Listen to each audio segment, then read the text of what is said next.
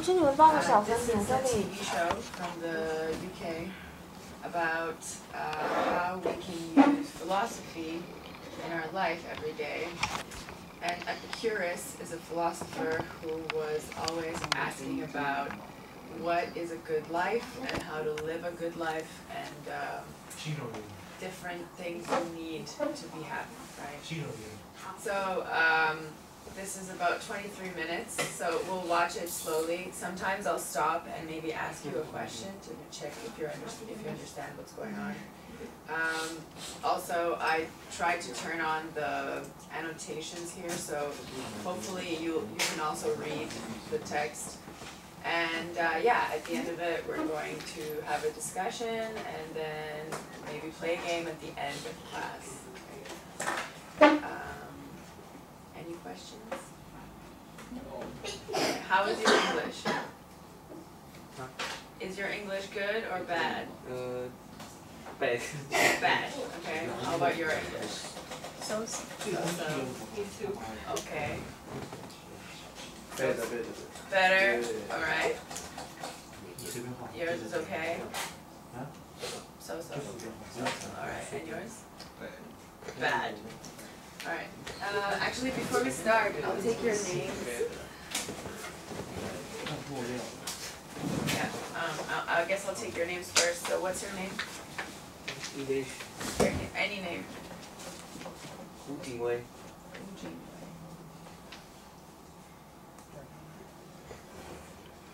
What is your name? 陈品琪。可以啊。Okay.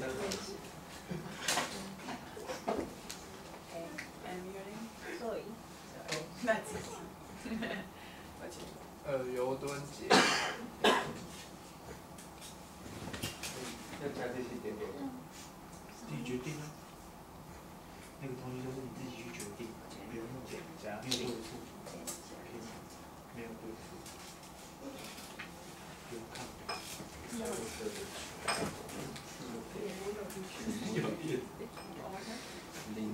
帮你教你自己乱画那个人叫什么？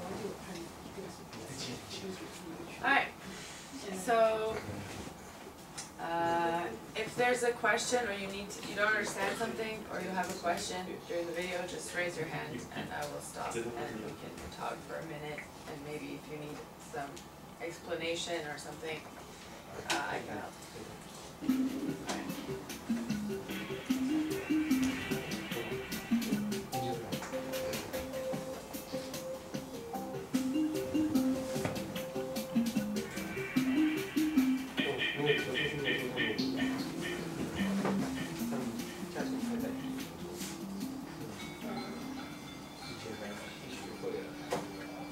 Ever since ancient times, human beings have looked to philosophy for the secret of happiness. But few philosophers have come up with more suggestive or more relevant answers than one born on the Greek island of Samos, off the coast of modern Turkey, 341 years before the birth of Christ.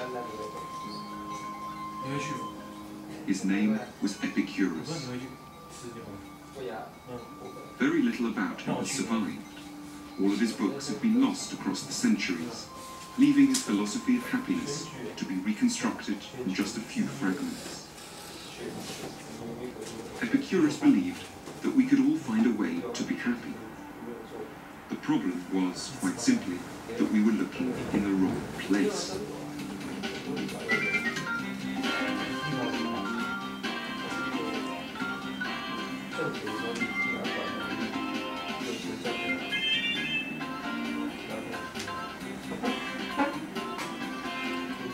Unlike many philosophers, Epicurus' idea of happiness actually sounds rather fun. He didn't think we should feel guilty about wanting to have a pleasurable, enjoyable life, and promised that he could show us how to. Of course, you might wonder why you need a philosopher at all to teach you how to have a good time. We seem to think that the key to happiness is really pretty easy. It's all about having a lot of money. So we can come to places like this and go shopping. But before we reach for our wallets, Epicurus wanted us to stop and think. It's easy to imagine that money can solve everything, but can it? Epicurus was committed to a life of happiness. He liked sex, laughter, and beauty, but crucially spent his time pointing out that happiness is in fact rather a tricky issue. And a philosopher might help you to find it more easily than a credit card ever could. That Epicurus was in favour of pleasure at all shocked many of his ancient Greek contemporaries. His philosophy became synonymous with a lotus-eating lifestyle. To this day, people who love luxurious eating and drinking can sometimes be described as Epicurean. In fact, that's a complete misunderstanding.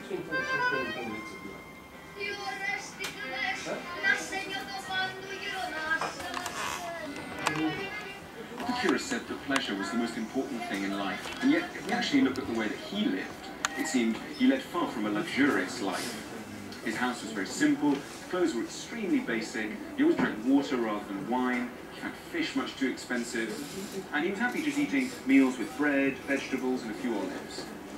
He once asked a friend, "Send me a pot of cheese so that I can have a feast whenever I like." These were the kinds of tastes of a man who described pleasure as the end of life.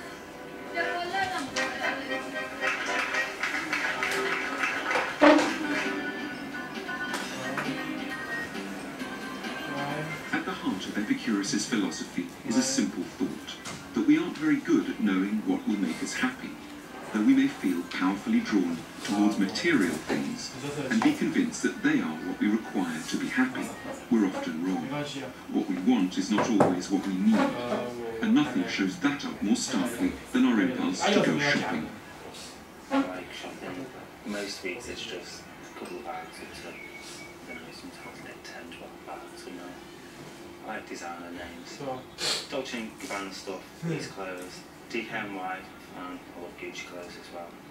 Stephen Perry is a hairdresser from Liverpool who spends all his spare time shopping. I suppose like it could resist, but usually I don't. Usually it's just like go and shop anyway. Although when I go out buying all this stuff, it makes me happy. Yes. At the end of the month when the credit card and store card bills and the loan payments come and stuff like that, then that doesn't make me happy because I see how much is going out at any one time. So you're dressing sports watch new tag, Yeah. How many watches? I'm watching it. Not really that many. 有印象。 10. Only 10. I've only got one. What's the one you're wearing now? We're in a spoon watch at the minute. Is that I like this just for general every day because it's only like £99. Stephen often gets into debt, and I couldn't help wondering if his desire to go shopping might be a bit out of control. What's the fancy one? £8,000. So what's the craziest thing you've bought in terms of like bad impulse buying? From where? From a shopping mall in Liverpool. They didn't have my size, so I thought, like, these will fit me. 那个 You put them on and they just tend to 你 look 说 like 模型空间吗？ horrendous. Like cycling shorts sort of thing. How much did they cost? They were about £50, 50, 60 quid, something like that. They were never selling back. The same as these 开模型的吗？ these jeans, I mean these are still the labels on. Because we just got these out in the way. 好好。 Didn't do miles too long, miles too big. Manager. I did mean to take them back, but I don't like taking things back. Yeah. 就这样。 Would you ever get 我刚才问他。 surrounded by shopping bags? What might people with? Yeah. I mean, especially like you come home and you've just got bags everywhere and you just, why have I spent all that? And the credit card bill comes at the end of the month and you think, why did I